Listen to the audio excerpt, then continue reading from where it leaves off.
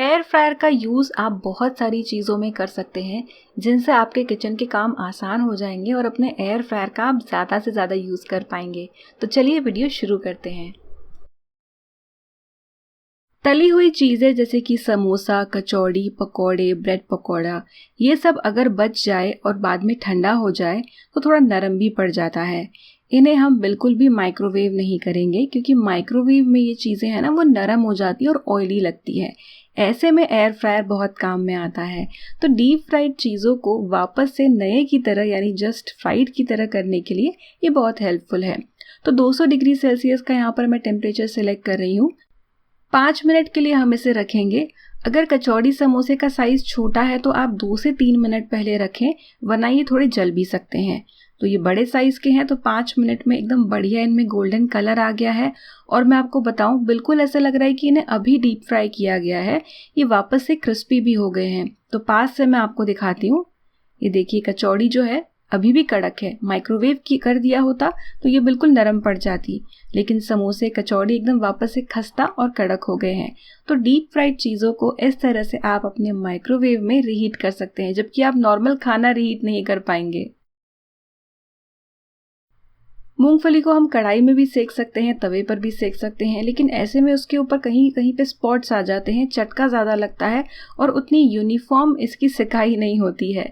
तो air fryer एकदम बढ़िया है। आपको क्या करना है, एयर फ्रायर की बास्केट में मूंगफली को फैला देना है। अभी मैंने एक ही लेयर बनाई है। अगर आप ज़्यादा क्वांटिटी में मूंगफली को एक साथ रोस्ट करते हैं तो बीच बीच में आपको इसे मिक्स भी करना पड़ेगा एयर फ्राइंग के समय।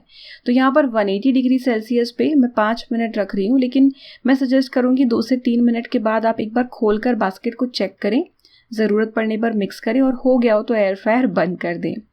तो देखिए कितने अच्छे से मूंगफली भुन गई है, कलर भी यूनिफॉर्म आया है। अगर आपको नमकीन मूंगफली बनानी है, सॉल्टेड या फिर मिर्च वाली, तो वो भी बहुत अच्छे से एयर फ्रायर में बन जाएगी।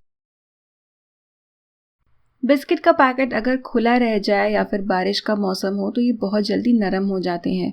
अभी मेरे पास बहुत नरम बिस्किट का एग्जाम्पल नहीं है, लेकिन आप समझ ही गए होंगे कि एक सीला हुआ बिस्किट कैसा लगता है। तो बिस्किट को वापस से क्रिस्पी करने के लिए आपको क्या करना है, या तो एक सिलिकॉन बास्केट ले लें या फिर डायरेक्टली आप बिस्किट को भी डाल सकते हैं एयर फ्रायर की बास्केट में, क्योंकि इसका चूरा गिर जाता है। सिर्फ इसलिए मैं सिलिकॉन बास्केट यूज़ कर रही हूँ। तो यहाँ पर हम बिस्किट को ऐसे फैला देंगे। हो सके तो एक के ऊपर एक बहुत ज़्यादा ना रखें, बस इसे एयर फ्राई करेंगे एकदम कम हीट पर। तो 80 डिग्री सेल्सियस में यहाँ पर टेम्परेचर सिलेक्ट कर रही हूँ, ताकि कम हीट पे थोड़ी देर बिस्किट वापस से बेक हो जाए, इस तरह से कि वो जले भी ना और क्रिस्पी भी हो जाए। तो 2 से 3 मिनट रखेंगे। ज़रूरत पड़ती है तो आप थोड़ा सा और इसे गर्म कर सकते हैं, लेकिन मेरे हिसाब से इतना काफ़ी है।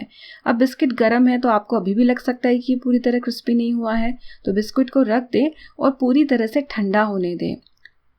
और जब बिस्किट पूरी तरह से ठंडे हो जाएंगे तो आपको पता चलेगा कि कितने बढ़िया से वापस से क्रिस्पी हो गए हैं और उनका टेस्ट भी आपको अच्छा लगेगा। बैंगन रोस्ट करने के कई तरीके हैं। कोयले पर किया जा सकता है, गैस पर किया जा सकता है, लेकिन क्या आपको पता है कि बहुत आसानी से आप इसे एयर फ्रायर में भी बना सकते हैं। तो बैंगन पर थोड़े से हम ऐसे छेद कर लेंगे ताकि बैंगन एकदम से उसमें जो प्रेशर होता है वो रिलीज़ होते समय फटे ना। तो बैंगन पे इस तरह से हम कट लगाएंगे। इन कट्स के बीच में आप चाहें तो मिर्च और लहसुन भी लगा सकते हैं, जिस तरीके से बहुत सारे बैंगन भरते की रेसिपी में किया जाता है। पर मैं नॉर्मली वो कच्चा ही सेकती हूँ तेल में, तो मैं केवल बैंगन भूनती हूँ। तो बैंगन यहाँ पर जाएगा हमारी एयर फ्रायर की बास्केट में। अब बैंगन के साइज़ पर भी डिपेंड करता है। नॉर्मली जो बैंगन होते हैं भरते वाले बड़े होते हैं, तो ये लंबाई में छोटे हैं लेकिन काफ़ी मोटे मोटे बैंगन हैं। तो 20 मिनट्स इसे मैं 180 डिग्री सेल्सियस पर यहाँ पर पका रही हूँ। एक चाकू डालकर देख सकते हैं, ये देखिए काफ़ी अच्छे से पक गए हैं। तो बैंगन को निकाल लेंगे। फ़िलहाल ये बहुत गर्म है, आप चाहें तो इसे गरम गरम में चाकू की हेल्प से छील सकते हैं, या फिर थोड़ा ठंडा होने के बाद आप इसे छील सकते हैं।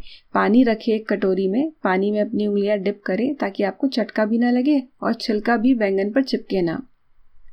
तो ये देखिए कितने अच्छे से पक गया है।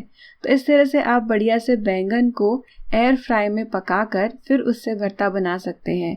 या फिर अगर आपको कोई और रेसिपी बनानी है जैसे कि बावा गनोश, तो उसमें भी आप इस बैंगन का यूज़ कर सकते हैं। मखाने भी बहुत जल्दी भुन जाते हैं एयर फ्रायर में, तो थोड़ा तेल या घी जो आपको लगाना है वो लगाएं। डायरेक्टली भी आप रख सकते हैं, ऐसी जाली की बास्केट ज़रूरी नहीं है, लेकिन हाँ किसी चीज़ से कवर करना ज़रूरी है, वरना ये पूरे एयर फ्रायर में उड़ेंगे और ऊपर जो हीटिंग एलिमेंट होता है वहाँ पर भी अटक सकते हैं। तो केवल हमें इसे 5 मिनट तक बनाना है। आप इसे 2 से 3 मिनट के बाद भी एक बार चेक करके देख सकते हैं।